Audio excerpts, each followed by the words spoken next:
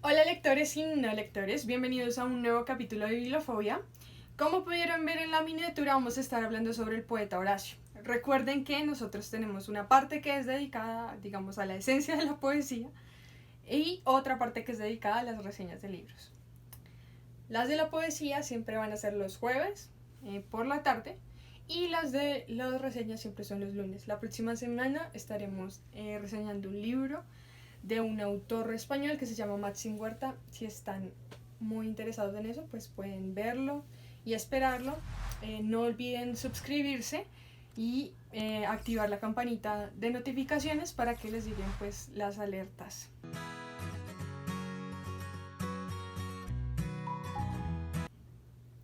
Bueno, hoy vamos a hablar de un poeta muy especial y que en la pregunta ¿qué es poesía? También tiene un poema dedicado, digamos, a responderla.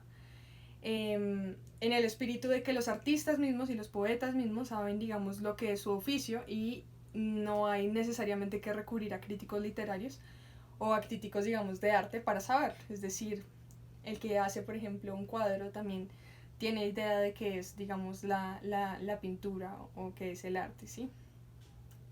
En este caso, nuestro poeta tiene una epístola que se llama Epístola de los Pisones o Carta a los Pisones. Los Pisones eran una familia aristócrata a los cuales está dirigida este poema. Cuando sea una carta, está escrita en forma de hexámetro. Lo que tenemos es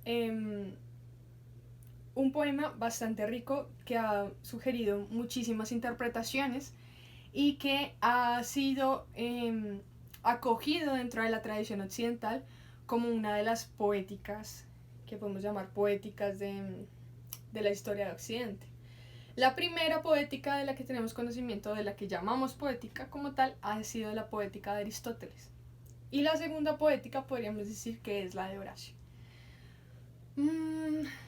Creo que eso es como lo más interesante. Esta es una poética escrita desde la perspectiva de un poeta, escrita en hexámetro, o sea, escrita en verso, entonces la hace un poco más propicia para lo que estamos preguntando sobre la esencia de la poesía. Sin embargo, la poética aristotélica propiamente nos va a abrir los géneros literarios del yámbico, de la lírica, de la comedia, de la tragedia. Y esto tiene una explicación. La palabra poiesis, que la están viendo ahorita en estos momentos, la palabra poiesis significa hacer o producir. Entonces, en la idea de que quien hace cosas con palabras produce o hace cosas, que son los poemas. Si lo vemos de este modo, la poesía era un espectro amplio en el que caían muchas cosas acerca de la literatura. Poesía y pintura se asemejan. Hay unas que más te sobrecoges si te aproximas, otras si te alejas. Aquellas aman el ser miradas a contraluz, aquestas en penumbra.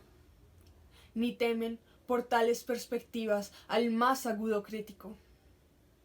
Si una vez agradaron, agradarán 10 veces. Bueno,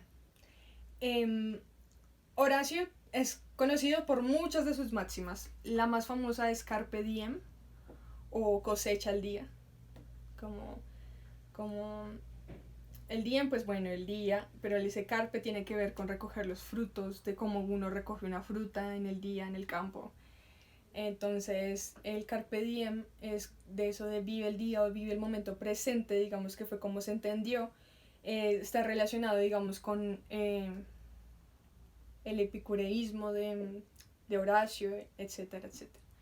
Hay otra frase bastante famosa que es la que acabamos de mencionar, pero la mencionamos en español, pues que porque acá estamos haciendo como una adaptación moderna del poema y una recitación también bastante extraña. Y es el uc pictura poiesis, es decir, tanto para la poesía como para la pintura. Es que se dice que la pintura es algo así como una poesía muda, una poesía que no tiene palabras. ¿Y entonces eso qué quiere decir? que tanto en la pintura como en la poesía, la representación que se hace es una representación de la realidad. Y entonces muchas veces se ha pensado que nosotros al representar un cuadro, por ejemplo, si hacemos un cuadro realista, se debe parecer lo que más se pueda asemejar a la naturaleza. Y se decía lo mismo del poema. El poema debe reflejar tanto como sea posible en su mayor cercanía, en su mayor precisión lo que es la naturaleza. El poeta propiamente sería aquel que sería capaz de engañarnos con sus palabras acerca de la realidad, de hacer construir un mundo en palabras que se asemeje a lo que es la realidad. Esto es muy notable, sobre todo en Platón. En Platón nosotros lo vemos sobre todo en el libro 10 de la República. Vemos cómo nos ponen aprietos, digamos, la mímesis. Una categoría tan importante como la de mímesis en Horacio no es, sin embargo, una tan fundamental como lo puede ser, digamos, en la poética de Aristóteles. Sino lo es la adecuación. Y la adecuación entonces es como la adecuación al público, como el público recibe las cosas, la adecuación a un género literario, adecuación a la naturaleza puede ser, pero digamos que la imitación propiamente hablando, tan metafísica como la de Platón no se da, y tampoco tan instrumental y tan, digamos, vertebral como la de Aristóteles. Entonces, en los recientes estudios ya no se da tanto crédito, digamos, a la pictura poiesis como si Horacio estuviera hablando especialmente de la esencia de la imitación. Sin embargo, como ustedes vieron, hay que imitar a la naturaleza sapientemente. Sapientiam imitatorium, creo que es. Entonces, pues parece que sí hay algo presente de esa categoría ahí. No le basta al poema ser hermoso. Reclama una interna dulzura y una interna energía que haga reír si ríe y haga llorar si llora. Si deseas mi llanto, debes llorar primero, entonces tus desgracias me laceran. Peleo telefo, si en cambio tu expresión no concuerda con tu sentir, entonces me duermo o me burlo. Tengan las palabras un rostro, las dolientes el lúgubre, las amenazadoras el airado, las lascivas el jocoso y las severas el serio. Por ejemplo, si uno va a hacer un Quijote, por ejemplo, un carácter que sea el Quijote y uno dice, no, pero yo voy a decir pintar o voy a decir hablar de él como si fuera un niño. Bueno, uno podría hacer eso, ¿sí? Pero me refiero a que los personajes requieren de ciertas adecuaciones y de ciertas características que son precisas a cada personaje. Y no solamente el personaje, sino maneras de hablar que son más adecuadas, que son más ordenadas a lo que la naturaleza misma les muestra. ¿Sí? Entonces, lo que nos encontramos aquí en efecto es una unidad poética, una forma de ver el poema, de nuevo, que represente, digamos, la naturaleza según su orden y según sus propias idiosincrasias. Entonces, eso es bastante interesante porque más adelante, digamos, no sé, un poema que rompe todo, que es como el del interludio que tuvimos, que era el Poemas Patatas de Silvia Plath, que rompe absolutamente todos los esquemas. Pues entonces parece un poco, bueno, incluso ahí sigue un orden, pero la concepción de perfección, de belleza, de decoro, digamos que está muy ligada todavía a esta parte romana y que va a perpetuar un poco en el modernismo, pero que definitivamente o quizás se atenúa mucho más en lo que es la contemporánea. Entonces, si le preguntamos a un poeta contemporáneo, quizás él ya no va a decir que el poeta o que el poema tiene una unidad central o que la unidad depende de las idiosincrasias de las personas o de cómo se adecua la naturaleza a las palabras. Al contrario, como las palabras se adecuan a la naturaleza. Entonces eso es como muy interesante. Yo en cambio, desgraciado, que cada primavera me purgo de la bilis, y si no me purgara, nadie me igualaría como bate. ¿Qué importa? Seré como la piedra, no corta pero afila, diré que ser poeta. Aunque no haga versos, ¿dónde encontrar recursos? ¿Cómo formar la mente? ¿De qué nutrir su estilo? ¿Qué es virtud y qué falla? La sátira, de hecho, es un género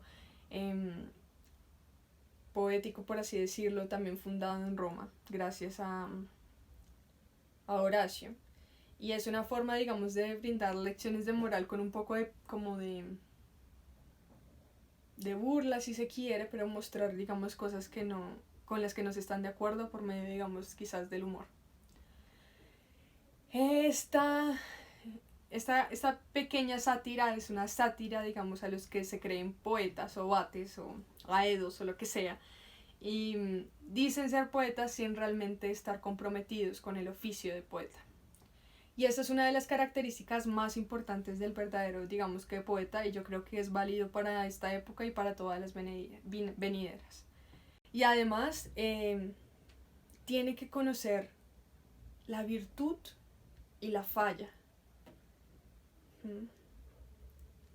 Es decir, el poeta hace algo. Lo que está ahí, digamos, satirizando acá es con cierta clase de poeta que era famoso, digamos, en su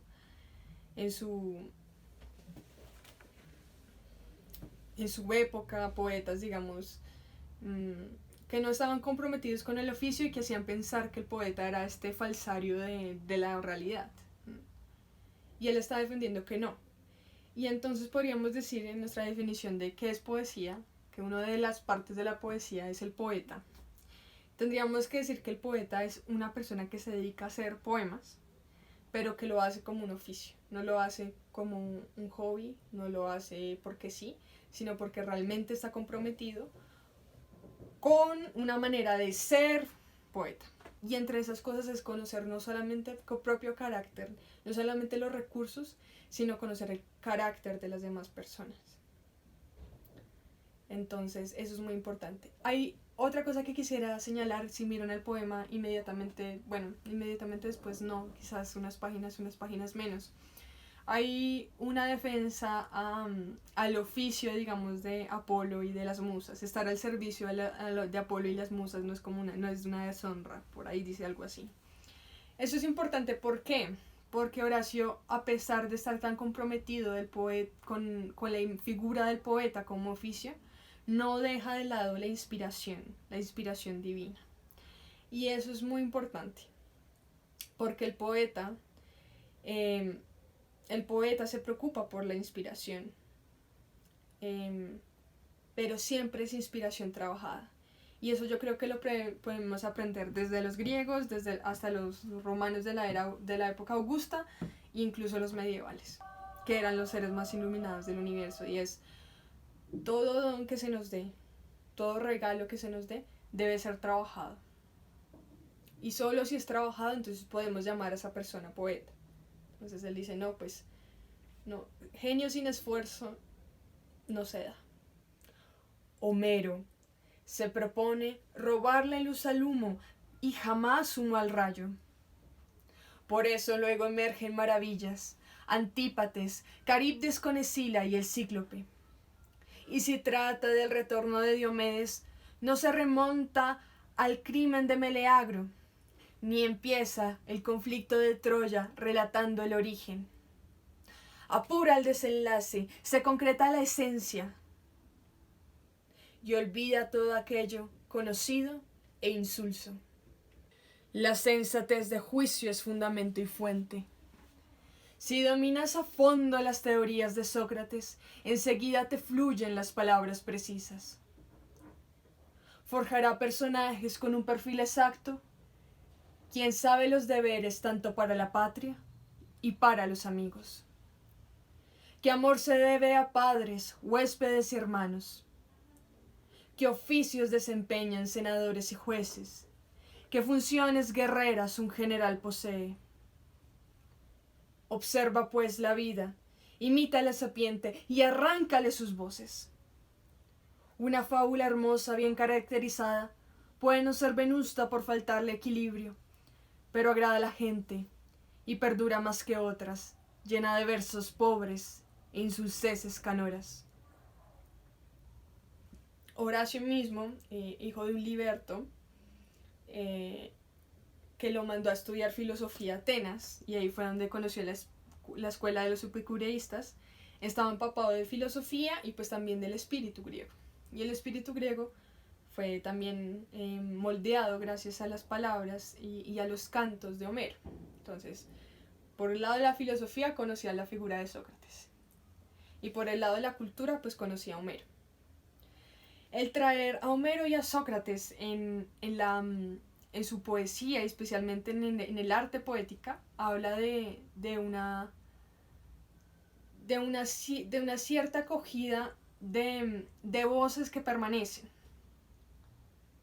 Es decir, nosotros podríamos mirar, digamos, qué es la poesía desde distintos puntos de vista, como es la idea, ¿cierto? Y sin embargo, tendríamos que volver, digamos, a estas nociones básicas como la de mímesis, como la de adecuación, como la de poesía y poeta. O en Roma, pues tendríamos que otra vez comparar la pintura con la poesía. Hola, espero que hayan disfrutado mucho este video y hayan aprendido algo sobre la esencia de la poesía. No olviden suscribirse a nuestras redes sociales, aparecemos como Bibliofobia, y no olviden que el saber cura. Hasta una próxima ocasión.